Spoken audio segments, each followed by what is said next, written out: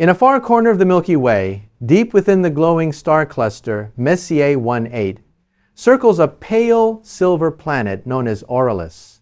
Bathed in the light of a yellow-white F-type star, the planet shimmers with endless auroras that flow across the sky like rivers of living light. The magnetic field of Auralis is 7 times stronger than that of Earth, creating an atmosphere charged with delicate electromagnetic resonance. From this resonance, over millions of years, something extraordinary evolved life that could communicate not with words, not with gestures, not with symbols, but with pure thought. The Auralians, tall and slender beings with softly glowing skin, have no mouths or vocal cords. Instead, embedded in their skulls lies a crystalline neural organ called the lume. It allows them to transmit emotion, intention, and meaning directly from mind to mind. For the Auralians, communication is perfect. There are no misunderstandings, no lies, no hidden torments. Their world is one of honesty, empathy, and shared consciousness. Their cities float gently above silver forests, powered by the planet's natural magnetic fields.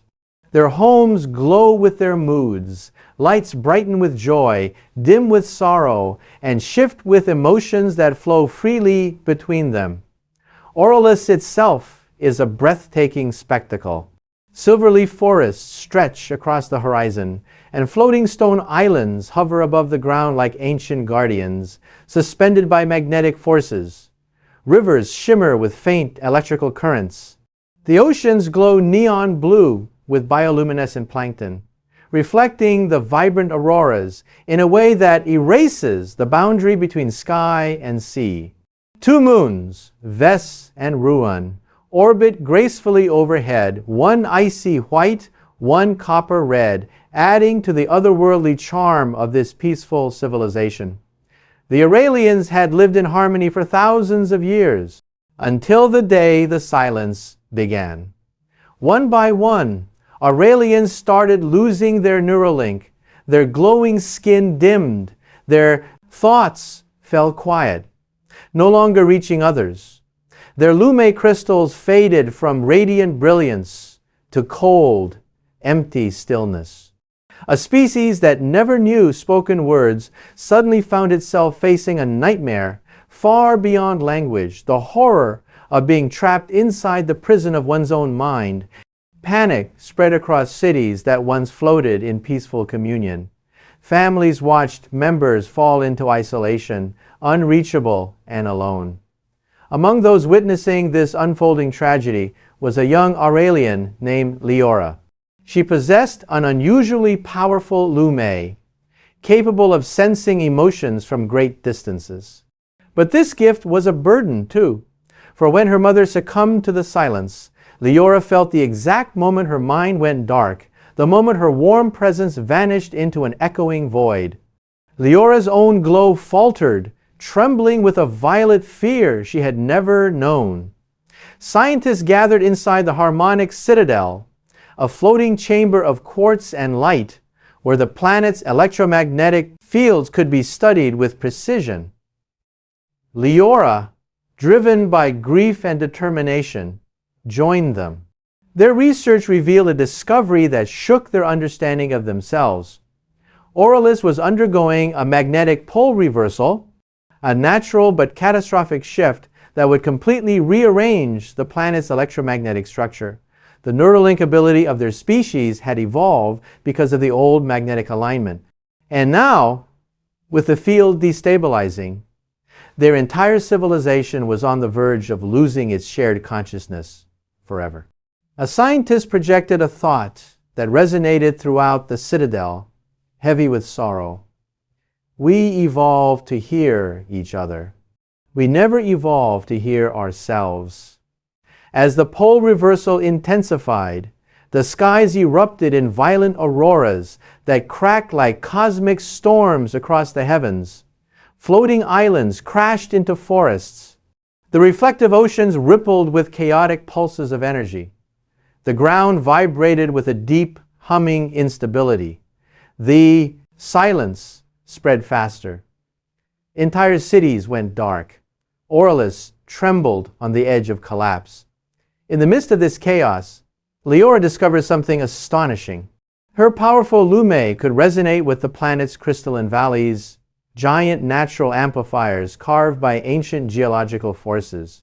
If she entered the core of the crystal valley during the storm, her mind could stabilize the entire planetary Neuralink and restore communication across Auralis. But doing so would mean allowing her consciousness to merge with the unstable magnetic field, an act that could dissolve her identity forever. She visited her mother one last time, though her mother's eyes were empty and her glow was gone.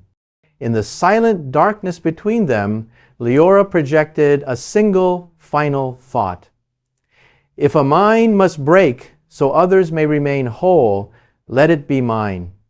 As the magnetic storm reached its peak, Liora stepped into the heart of the Crystal Valley.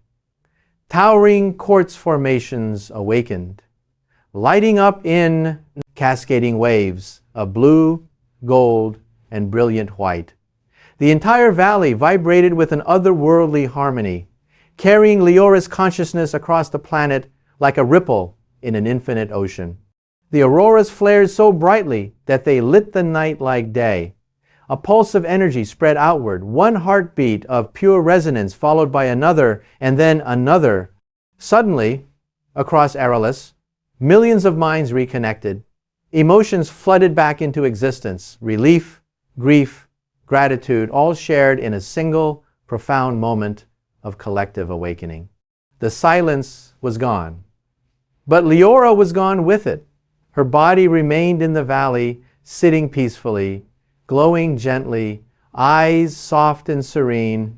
But her mind had become something else entirely.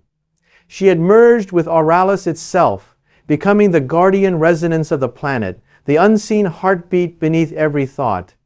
Generations passed.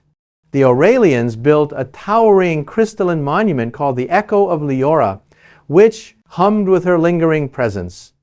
Those who entered the valley could feel her faint but warm, like a whisper of comfort carried on the wind. Children were taught her story as a reminder of the fragility and beauty of connection. Philosophers reflected on the lesson she had given them. Silence is not the absence of communication, but the space where meaning is born. The Auralians slowly evolved a new form of communication, a balance between shared thought and private mind, a deeper, more mature connection shaped by Liora's sacrifice. Far above the planet, the camera of imagination drifts into space. Auralis glows beneath its swirling auroras, wrapped in colors that pulse like a living heartbeat.